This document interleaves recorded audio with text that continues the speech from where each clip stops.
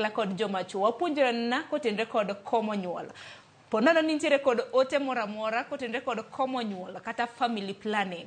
Ioro nwa lai mago te machuo karede ka uchiel nono mbui magwa bendo biro achiel kachiel mano mbui mag Uganda moriwo Facebook, Twitter, kanyakla kod YouTube.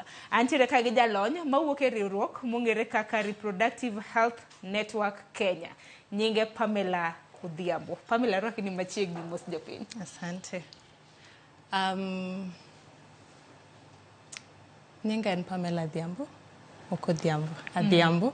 Tatiyo ge Reproductive Health Network Kenya.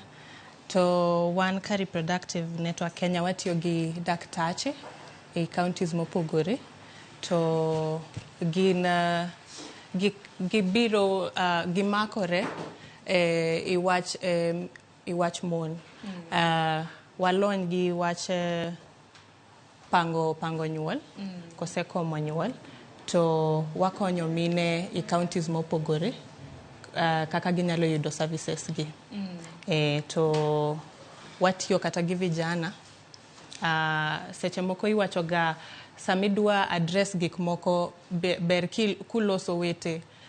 Koro wapuonjo vijana i wach reproductive health gi. Alafu kaka gidhi gwengigo ginyalo yudo namna magiloso gi vijana ma gwengigo. To gipuonjo gi wach reproductive health.